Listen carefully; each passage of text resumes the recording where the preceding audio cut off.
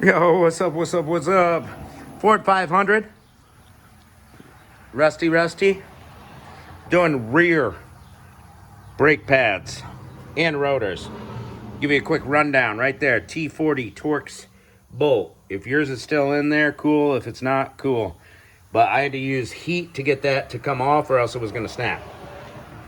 Alright, we got two 13mm bolts on the back of here. They should come out easy. Just use a 13mm wrench.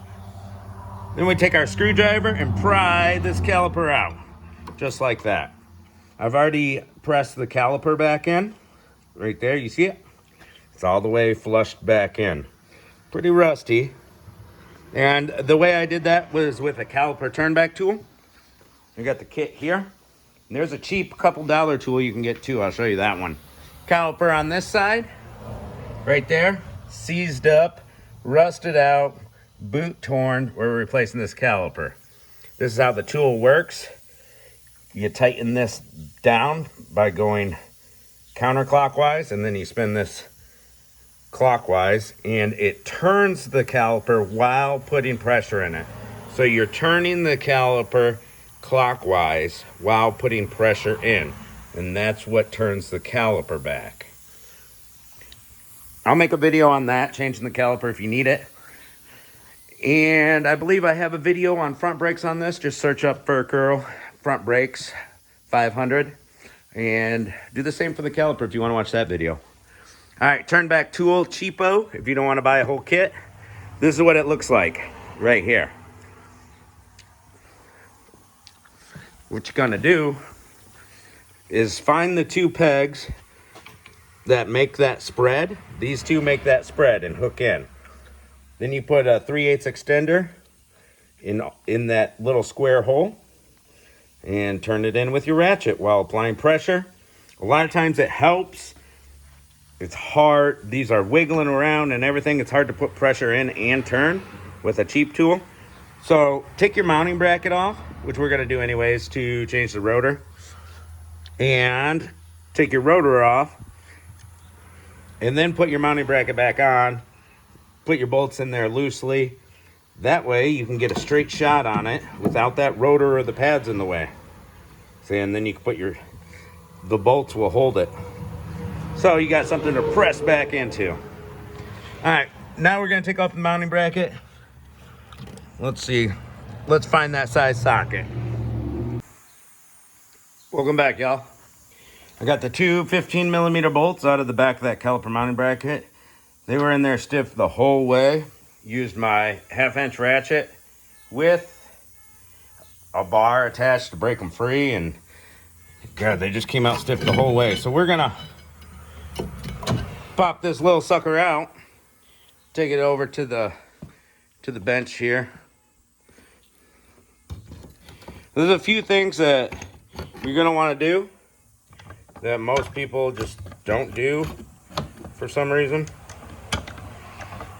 So I want to make sure you know what you're doing.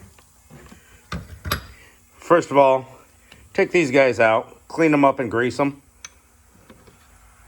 Both of them. This one's real stiff. See, that's not good. Leads to premature brake failure. All right, let's take these pads out. We can't even get these pads out. They're locked in.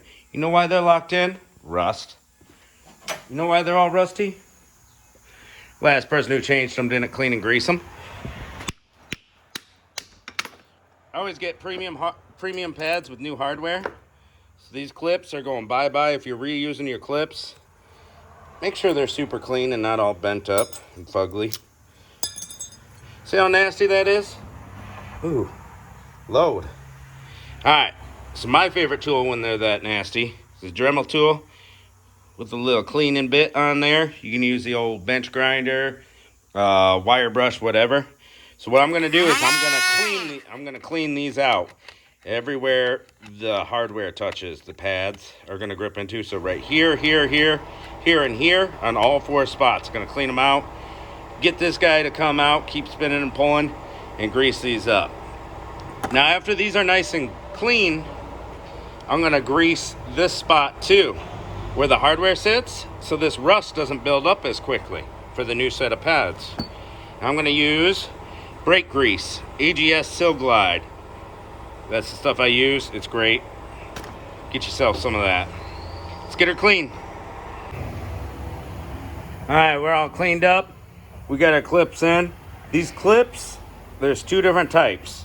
So it came with 8 of them in the bag, and there's 4 of one type, 4 of another. See, whenever you're putting them on, this longer piece needs to stick out towards the outside. All right.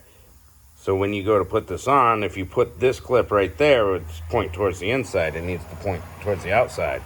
So after you get those clips on, get your brake pad in there. And you're gonna put one side in. You gotta kind of put it in and then press down on this tab. Can't do it with just one hand. But you get one side of the brake pad in, go to the other side, and kind of press down on this right here. So it'll clip in and press in. I like to put these all together on this style before we put on the mounting bracket. You won't put it all at the same time. It's a lot tougher to put those pads in while the mounting bracket is bolted down. All right, next thing, rotor. We got to get that rotor off, right? Let's see. We got a hammer around here somewhere. I literally just grabbed it and set it down next to there. I swear to God. It's ridiculous. There's a hammer right here. All right, so if you're saving the rotor but you want to take it off, smack right here, left, right side. This one we don't care about. We're just gonna hammer it on the friction surface. Boom, 1 good pound. Got this one off. If your hub is all nasty, oh, it looks like somebody put some grease in here. That's cool. If it's all nasty, clean it up with a wire wheel. All right.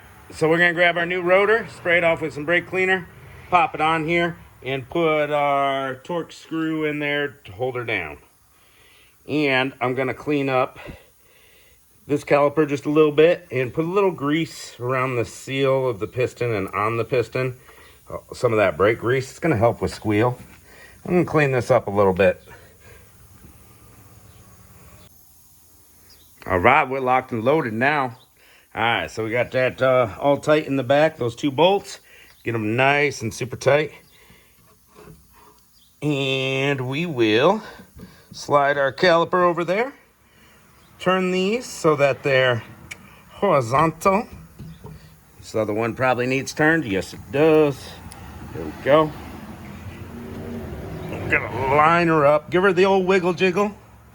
Old wiggle jiggle. All right, and we put these little 13 mils in from the back. I can't do this with one hand. You got to press in and turn that and get it nice and tight with your handy dandy 13 millimeter cheap wrench. Bada boom. Now, after we get this caliper tightened in with those 2 bolts, we're gonna want to loosen up our bleeder screw here, right there. And that bleeder looks like I don't know, it looks bigger than 10 millimeter. It really doesn't look too rotted compared to the rest of these brakes. I think it'll break free without snapping off. All right, so we're gonna do the other side of the brakes. Replace a caliper on that side too. Loosen up our bleeders, bleed our brakes. We got bleeder videos if you need to hear about them. We pushed all that bad fluid back up in there, that old fluid. Let's get it out of there, get some new fluid in, slap our tire back on. I believe that was 19 millimeter lug nuts on that tire. And before you take off, no matter what, make sure you pump that brake pedal till it gets firm. That's gonna seat that caliper up against those pads. Pads are gonna squish to the rotor. If you just take off without priming your brake pedal, you're not gonna have brakes till you pump it a bunch of times.